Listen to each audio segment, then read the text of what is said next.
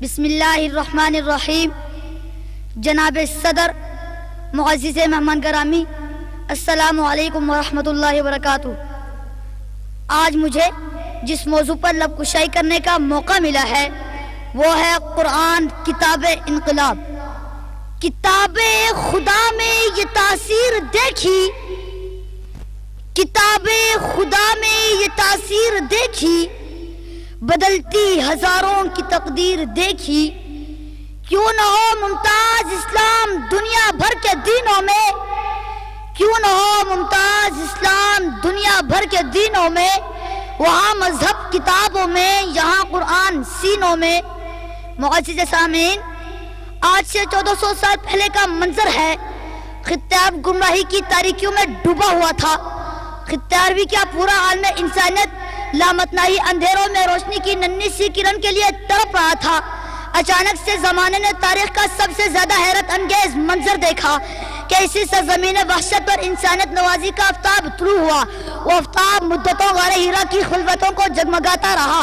یہ نسخہ حکیم قرآن تھا، 30 سپاروں پر مشتمل کتاب انقلاب۔ وہ کتاب انقلاب جو حضور صلی اللہ علیہ وسلم کی معرفت زمانے کا عطا ہونے والا سب سے بڑا انعام ہے۔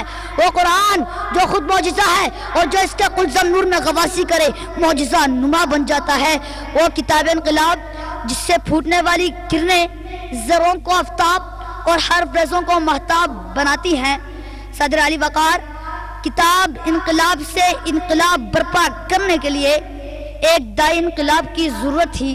یہ دائی انقلاب ذات مصطفیٰ صلی اللہ علیہ وسلم تھی جو کتاب انقلاب کے خد و خال میں اس طرح ڈھل گئی کہ قرآن ناطق کہلائی۔ یہ قرآن ناطق اس قدر جامع اکمل تھا کہ اس کے خالق نے اسے سب سے بڑا نمونہ عمل قرار دے دیا۔ خالق کائنات نے لا رتبی ولا یابس الا فی کتاب مبین فرما کر اس کتاب انقلاب کے مغیری اور جامعیت کا اعلان فرما دیا۔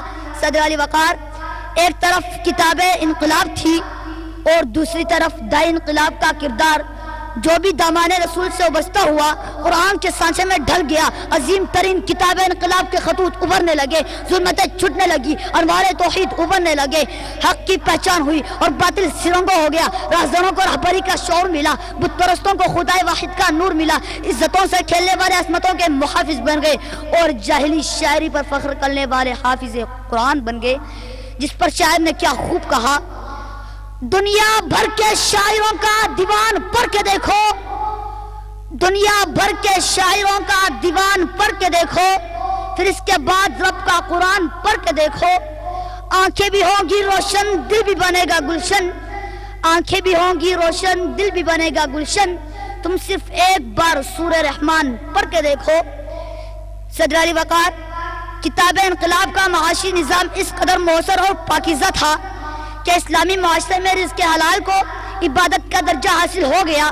زکوٰۃ دینے والے تو بہت تھے مگر قبول کرنے کو کوئی تیار نہ تھا۔ قرآن نے انسانی حقوق پامال کرنے والوں کو اخلاقی ضابطوں کا پابند بنایا۔ اخوت اور مسلم بھائی چارے کی فضا میں غیر مسلموں کے حقوق بھی مقرر کیے گئے۔ غرض یہ کہ قرآن حکیم عالم انسانیت کے لیے جامع ترین انقلاب ہے۔ صدر علی وقار، ان حقائق کی روشنی میں مجھے عرض کرنے دیجئے کہ قرآن مجیدی و واحد کتاب انقلاب ہے جو ہر دور کی علمی، روحانی اور سائنسی تقاضوں کو پورا کر سکتی ہے۔ ایک صحابی رسول نے کیا خوب کہا تھا، اگر میرے اونٹ کی رسی گم ہو جائے تو میں اسے بھی قرآن کی روشنی میں تلاش کر لوں گا۔ میں اس شعر کے ساتھ اپنی تقریر کا اختتام کرنا چاہوں گا۔ کتابوں میں جو افضل ہے اسے قرآن کہتے ہیں، کتابوں میں جو افضل ہے اسے قرآن کہتے ہیں، اسے جس نے اتارا ہے اسے رحمان کہتے ہیں۔